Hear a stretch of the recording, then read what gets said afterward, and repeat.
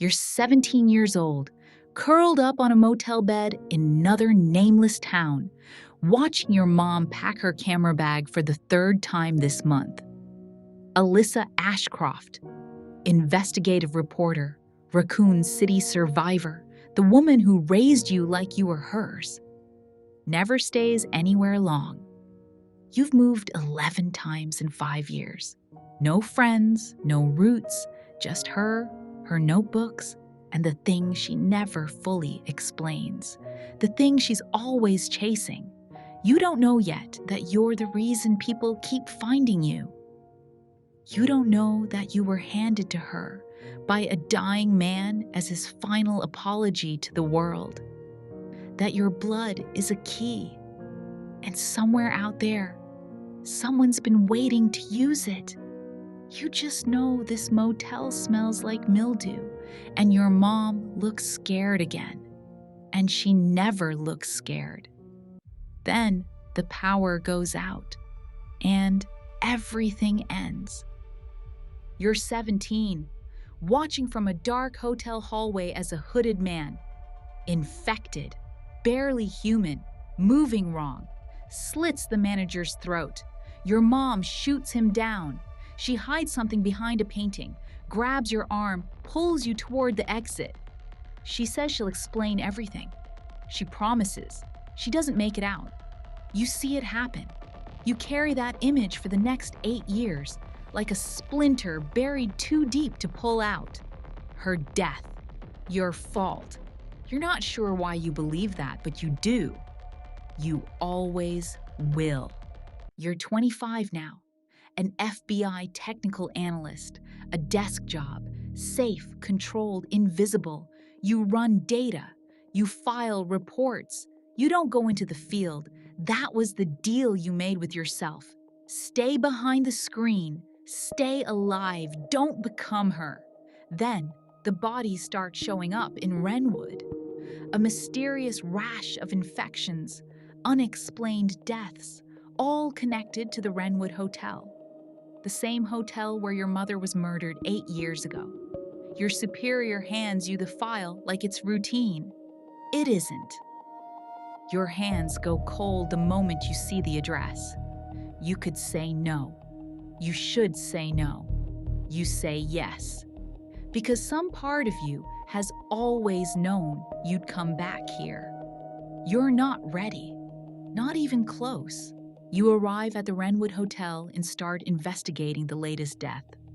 Then, Dr. Victor Gideon finds you first. He takes you. Doesn't ask questions. Drags you to the Rhodes Hill Chronic Care Center, a building that stopped being a hospital a long time ago. Inside, it's worse than anything your training could have prepared you for, because you had no training. You're an analyst. You read spreadsheets. You don't know how to run from bioweapons in the dark, heart in your throat, every shadow moving like it wants to eat you. You panic. You hesitate. You struggle. Your hands shake so badly you can barely hold a gun. Every creak of the floorboards makes you freeze. This is not action hero territory. This is pure survival instinct versus a building full of things that used to be people. You free yourself from your restraints. That's the first win. Small, but yours. You find Leon S. Kennedy somewhere in that nightmare building. He's also investigating the infections. He moves like he's done this 100 times because he has. You move like someone who's about to have a full breakdown behind a blood tank, controlling your breathing so the footsteps on the other side of the wall don't hear you. That contrast? It's not weakness. It's the realest thing in the room. You also find Emily, a young girl, experimented on, a clone, somewhere in the depths of the care center. She's terrified. You recognize that look. You've seen it in the mirror every day for 8 years. You hold her hand anyway. You keep moving. Then Gideon tells you why you're really here. Your blood is immune to the T virus, every strain of the progenitor virus, all of it. Gideon wants to use that immunity to unlock Elpis, a mind control virus Spencer supposedly created. You're not a person to him. You're a biological key. And suddenly, your whole life snaps into horrible focus. The constant moving. The connections are pulling strings to get you hired at the FBI. The desk job that kept you safe and computer literate, and right where they needed you. Your entire career path manipulated, engineered, a runway built to land you exactly here. Your mother didn't just die, she was silenced. And you walked straight into the same trap. Your hands are still shaking, but now they're shaking angry. The care center is a war zone, and you are not a soldier. Every corridor is a decision. Fight or flee, trust or doubt, fall apart or push through.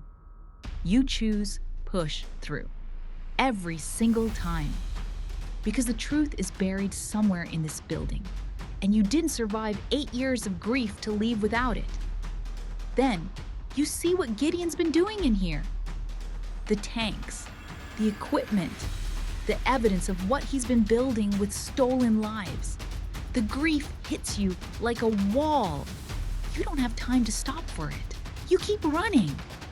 There's a moment, lights failing, nowhere left to go, where you genuinely think this is it. This is how you end. In the dark, in the place your mother died nearby, having learned the truth too late to matter.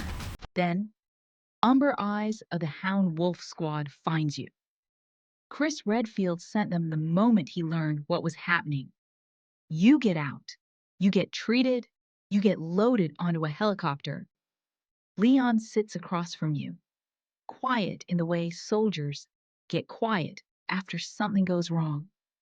He carries guilt like luggage he can't put down. You recognize that weight.